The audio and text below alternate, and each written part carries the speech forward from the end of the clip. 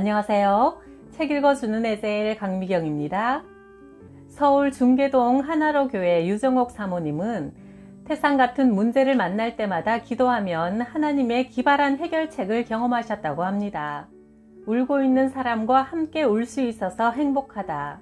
그리고 말하지 않아도 들리는 소리 두 권을 통해서 그 신나는 이야기 한번 들어보세요. 1980년대의 일이다. 등기 우편물 겉장에 빨간 줄이 그어져 왔다. 귀하에게 양도세 추징금 7,800만 원이 부과되었습니다. 이의가 있으시면 이의 신청을 하시기 바랍니다. 우리 교회가 종로 5가에서 지금의 중계동으로 이전하기 위해 장소를 찾던 중 건물이 지어지고 있는 곳에 차려진 분양 사무실을 찾았다. 그날 만난 분양 책임자는 한눈에 봐도 건물주와 동업자였고 우리는 건물주와 분양 사무장이 있는 자리에서 지하 210평을 계약하고 그 후 중도금 3억을 지불했다. 그런데 어느 날 분양 책임자가 미국으로 도주했다. 법적 건물주는 우리가 그 사람과 계약하고 그에게 돈을 주었을 뿐 자신은 전혀 상관없으며 우리에게 한 푼도 받은 사실이 없다고 잡아뗐다. 평소 세상 물정에 어두운 우리는 분양 사기에 걸려든 것이다. 남편은 눈에 혈압이 터졌고 성도들은 크게 실망해 뿔뿔이 흩어졌다. 왜 이런 일이 생겼을까? 3년을 기도하고 이제야 옮기게 되었는데 이 태산 같은 장애를 어떻게 뚫고 나갈 수 있단 말인가? 그 돈은 우리에게 남은 전부였다. 원래 사업가였던 남편이 신학대학원을 졸업하던 날 사업터, 기계, 물건 등을 다 팔아 정리하니 3억이었다. 그 돈을 교회 건물 구입하는데 다 내놓았는데 분양 사기에 뺏기다니.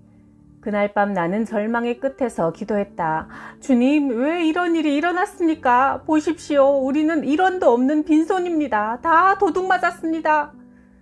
그때 하나님의 음성이 들렸다. 교회는 누가 세우느냐? 주님이 세우십니다. 너희가 세우는 것 아니고? 아닙니다. 주님이 세우십니다. 아니야, 너희 교회는 아마 네가 세우나 보구나. 그러니까 너의 빈손이 문제가 되지 않니? 교회를 내가 세우는 것이 맞다면 오히려 네 손은 빈손이어야 한다. 그래야 네 돈 눈꽃만큼 넣어놓고 매일 계산기 두드리며 주인 행세하는 짓을 안 하지. 불같은 성령의 음성이 내 가슴을 탕탕 때리며 질책했다. 그래요, 주님. 이제 우리가 빈손이니 주님이 온전히 다 맡아서 하실 것을 믿어요. 나는 이것을 깨닫고 너무 기뻐서 펄펄 날아 집으로 뛰어갔다. 여보, 주님이 교회를 직접 세우신대요. 우리 돈이 단 몇 푼이라도 들어가면 우리는 어쩌면 주님의 철저한 종이 되지 못할지도 몰라요. 괜히 우쭐거리고 주인 행세할까봐 그 돈을 다 없애신 거래요. 주님이 우리 교회를 세우시는 기발한 방법이 있을 거예요. 나는 내가 감당할 수 없는 어려운 일을 당하면 입버릇처럼 이런 기도를 한다. 주님, 이번에는 또 주님의 기발한 아이디어가 뭔가요? 이번에도 모세에게 하셨던 것처럼 바닷물을 둘로 쫙 가르십시오. 우리 하나님은 기발하게도 막힌 바다를 둘로 갈라버리시는 하나님이잖아요. 그렇게 건물주와 4년 재판이 엎치락뒤치락 하는 동안 이젠 국세청의 양도세 추징금이라는 또 다른 바닷물이 우리 앞에 넘실대는 것이다. 나는 그 고지서를 들고 무작정 서초동 법원 앞으로 갔다. 아는 변호사도 한 명도 없고 해서 막연히 변호사 사무실 앞에서 2시간을 서성였다. 말끔한 신사 한 분이 내 옆을 지나가다가 무슨 어려운 일 있으세요? 하고 처음으로 말을 건넸다. 나는 그분에게 불쑥 추징금 고지서를 내밀었다. 그분은 내 장황한 사연을 다 들어주었다.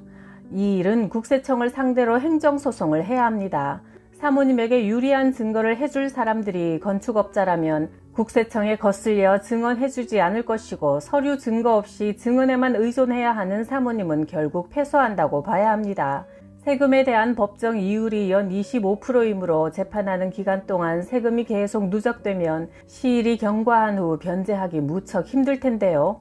변호사님, 저는 이 재판에서 이기게 될 거예요. 진실이 반드시 승리하잖아요. 국세청도 진실 앞에서는 이기지 못할 거예요. 국세청이 뭐 이 세상에서 제일 높은 권세인가요? 하늘과 땅의 가장 큰 권세자가 내 편이에요. 내가 너무 자신있게 대답하자 그분은 궁금한 듯 물었다. 그분이 누군데요? 누구는 누구예요? 하나님이지요. 아, 예, 하나님을 믿으시는 분이군요. 하지만 이 소송은 계란으로 바위치기입니다. 변호사님, 우리 하나님은요, 계란으로도 바위를 깨트릴 수 있는 분이거든요. 그는 기가 막히는지 푸 하고 웃으며 말했다. 제가 성심껏 도와드리기는 하겠지만 소송 비용은 안 받겠어요. 저는 계란으로 바위를 못 깨트리거든요. 내가 말했다. 분명히 우리 하나님의 기발한 아이디어가 나올 것이니 변호사님은 걱정 마세요. 그분은 수임료도 받지 않고 국세심판소에 이의신청서를 작성해 주는 것으로 일을 시작했다. 이 신청이 기각될 게 뻔하지만 추징된 세금을 낼 수 없는 내 현재 처지를 감안하여 시간을 연장해 주는 방법을 택한 것이다. 나를 도와주는 그분이 너무 고마워서 나는 간식을 준비해 자주 사무실에 들러 청소도 해주고 서류 정리도 도와주었다. 그분은 재판이 있는 날이면 몹시 피곤해하며 내게 하나님에 대해 이야기해달라고 했다. 내가 하나님에 대해 말할 때 마냥 즐거워하며 어린애같이 믿는 모습이 그분에겐 신선하게 느껴진 모양이다. 나는 이제 재판에서 이기든지 지든지 그것은 별 문제가 아니었다. 그분이 내 전도로 예수님을 믿게 된다면 이것보다 더 큰 승리는 없을 테니까. 이 신청을 한 지 1년이 되었을 때 국세심판소에서 내 이 일을 기각한다는 판결이 나왔다. 이젠 피할 수 없이 행정재판을 해야 하는 상황이 되었다. 힘없이 기각 통지서를 들고 그분의 사무실에 갔더니 간단한 메모만 남겨져 있었다. 제가 판사로 발령이 나서 부산으로 내려갑니다. 행정소송은 제 후배에게 부탁해 놓았습니다. 사모님의 전도를 받고 그동안 교회에 나갔었습니다. 부산에 가서도 하나님을 한번 잘 믿어보려고 합니다. 진실이 가장 큰 힘이라는 것 이제 저도 믿습니다. 그러나 하나님의 기발한 아이디어가 대체 뭘지 저에게는 아직도 의문입니다. 그의 후배가 내 변호사로 수임되고 행정재판이 시작되었다. 그러나 그분이 처음에 우려했던 대로 아무도 증인으로 서주지 않았다. 나는 건축주가 살고 있는 평촌까지 찾아갔다. 수박 한 통을 사가지고 갔더니 문도 열어주지 않는다. 할 수 없이 수박을 문 앞에 놓고 왔더니 며칠 후 내용 증명서와 수박값 12,000원이 되돌아왔다. 그가 내게 전화로 덜덜 떨면서 말했다. 국세청에서 전화가 왔어요. 나는 당신을 만난 일도 없는 겁니다. 국세청이 그토록 무서운 권세인가? 4년의 세월이 쉼없이 흘러갔다. 그러는 동안 부산으로 내려갔던 그분이 서울로 올라왔고 나는 국세청이라는 거대한 바위를 계란으로 쳐서 깨트리는 기적을 목격했다. 고등법원 판결에서 당당히 승소한 것이다. 4년 동안 억대로 불어난 세금액도 승소 판결과 함께 사라져버렸다. 국세청은 서둘러 대법원에 항소했지만 하나님은 이미 바닷물을 2개로 갈라놓고 계셨다. 대법원에서 최종적으로 승소한 판결문 앞에 진실은 가장 큰 힘입니다. 승리를 함께 기뻐합니다. 라고 쓴 그분의 글이 첨부되어 있었다. 이 사건을 처음부터 자세히 알고 있는 그 변호사를 아예 담당 판사로 만드신 하나님의 기발한 아이디어 정말 놀랍지 않은가? 하나님은 이 분양 사기 사건에 또 한 번 기발한 기적을 베푸셨다. 우리 교회가 분양받은 중계동 건물이 지어지는 동안 우리 교인들은 저녁마다 직장에서 퇴근 후 석 달 동안 건물 주위를 빙빙 돌며 기도했다. 건물이 거의 완공되었을 때 여느 때와 같이 건물을 돌던 우리는 우리가 분양받은 지하가 둘로 나뉘어져 있는 것을 발견하고 깜짝 놀랐다. 오늘 무조건 그 건물로 이사가야 한다는 마음이 들었다. 그날은 1991년 7월 18일로 마침 장마철이라 장대비가 계속 쏟아졌다. 우리는 그날 밤 이삿짐 전체를 싣고 중계동으로 떠났다. 우리 교회가 있는 종로 5가는 서대문 안 지역이라 밤 12시 이전에는 5톤 트럭이 들어올 수 없다고 하여 우리는 할 수 없이 자정에 이사를 가야 했다. 5톤 트럭 10대의 이삿짐을 싣고 밤 1시경 중계동에 도착했다. 그런데 마치 우리가 이사 오는 것을 환영이라도 하듯 건물 전체에 불이 환하게 켜져 있고 문도 활짝 열려 있었다. 우리는 50톤 이삿짐을 넓은 210평에 마음껏 늘어놓았다. 다음날 아침 6시 우리와 재판 중인 건축주가 헐레벌떡 달려와 난리를 쳤다. 알고 보니 우리가 이사한 7월 18일은 그 건물의 준공검사가 끝난 날이었고 건축주는 이튿날 아침 9시만 되면 다른 사람 이름으로 건물 등기를 넘기려고 모든 서류를 완비해 놓았다. 이 밤만 잘 지나가면 건물 명의가 다른 사람 이름으로 바뀌어 우리는 누구와 재판을 해야 할지도 모르게 만들려고 음모를 꾸며놓고 그 밤에 경비원 10명을 사서 그 건물을 지키게 했다. 그런데 사설 경비원들은 하루 종일 장맛비가 내린 데다 밤 12시가 되어도 아무 일이 없으니 불을 환하게 켜놓고 술을 마시다가 2층에 가서 쿨쿨 잠이 든 것이다. 건축주는 얼굴이 새파랗게 질려서 내게 말했다. 내가 검찰이며 법원, 웬만한 윗분들은 다 알고 지내는데 어제 준공검사 끝난 것을 도대체 누가 가르쳐 주었습니까? 아무도 모르게 한 일인데 어떻게 알고 이 많은 물건을 들여놓았단 말이오? 도대체 당신 뒤에 누가 있는 겁니까? 나는 대답했다. 예, 제 뒤에 계신 분은 검사 중에 검사요, 변호사 중에 변호사요, 판사 중에 판사이신 큰 권세를 가진 분이지요. 그럼 청와대? 하며 눈이 휘둥그레진 건축주는 제 스스로 우리 교회와 맞붙은 고소를 단번에 취하했다. 우리 하나로 교회는 그날부터 22년이 지난 지금도 든든한 하나님의 백을 힘입어 죽어가는 영혼을 살리는 생명의 성으로 그곳에 우뚝 서 있다. 동네 목욕탕에 가면 항상 교만하고 떠들썩한 여자가 있었다.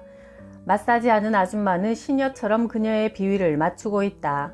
조금만 마음에 안 맞으면 제대로 못해? 하고 목욕탕이 떠나가도록 소리를 지른다.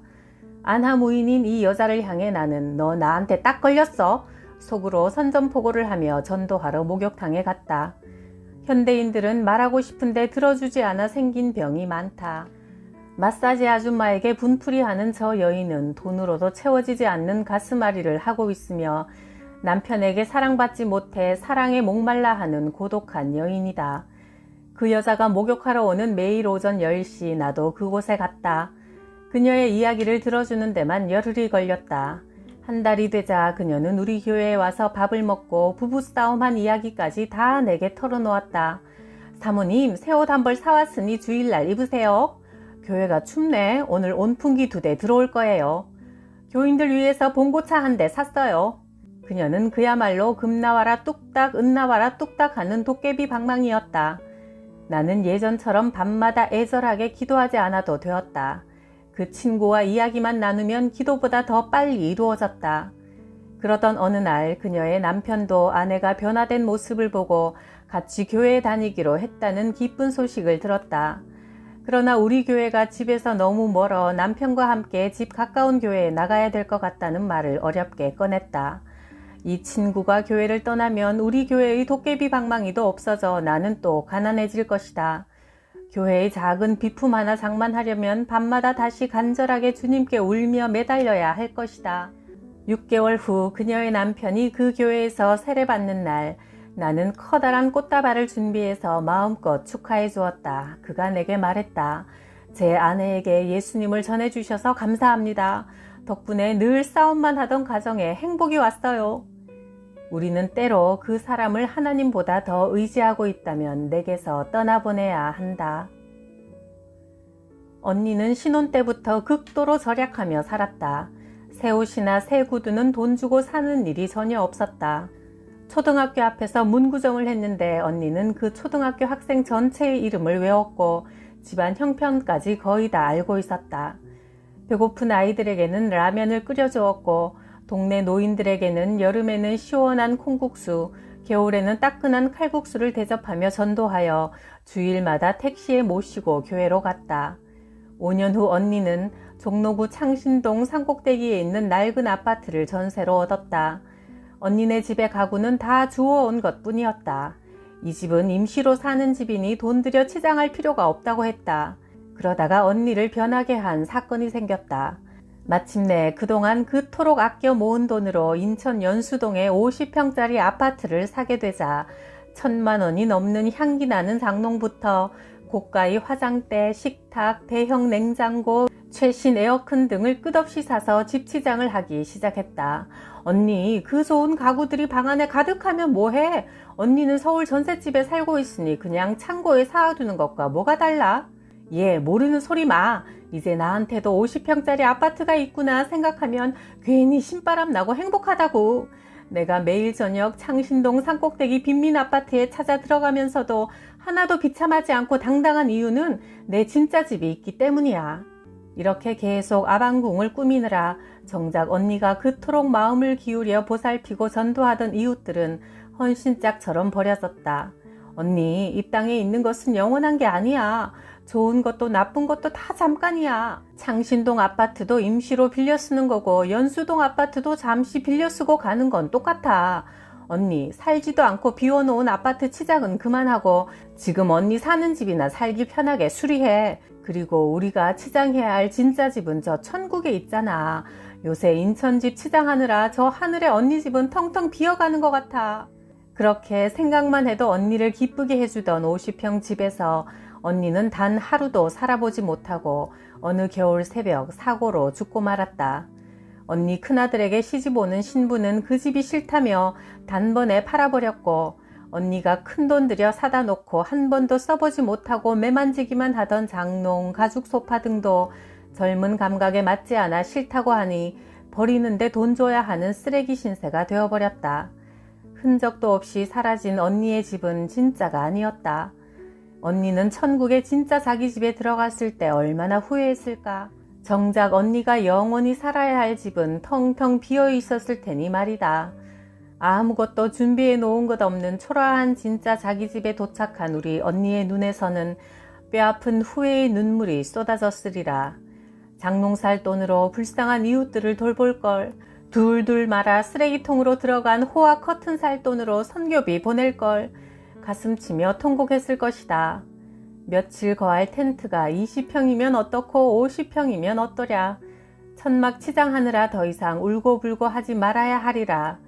영광의 나라에 준비된 우리의 진짜 집을 가득가득 채워야 하리라. 6년 전 어머니가 위암 판정을 받으셨다.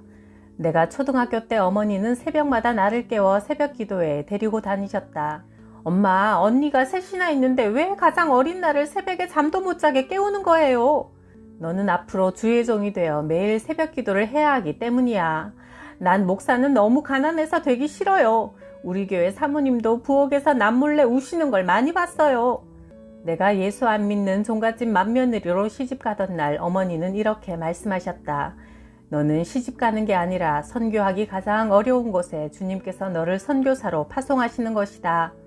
그런 나를 위해 10년 동안 밤마다 방에서 주무시지 않고 옥상 시멘트 바닥에서 기도해 주신 어머니는 암 선고를 감기보다 더 쉽게 담담히 받아들이셨다. 암인가 보구나. 천국 가면 그리운 네 할아버지 할머니, 2년 전에 돌아가신 네 아버지, 내 앞서 보내고 늘 그리워하던 내 아들 딸도 다 만나니 얼마나 좋으냐. 그런데 암 선고를 받은 지 한 달쯤 되었을 때 병색이 완연했던 어머니 얼굴에 생기가 돌았다. 어머니는 새벽 예배에 가셔서 이렇게 기도하셨단다. 주님, 이제라도 저를 부르시면 즐겁게 주님께 가겠습니다. 일평생 믿음을 지키게 해주셨으니 저는 더 이상 여한이 없습니다. 그러나 나를 보는 자식들이 힘들지 않게 그저 고통만 없게 해주십시오. 이 기도를 드리는데 갑자기 뜨거운 인두로 가슴을 지지는 것 같더란다.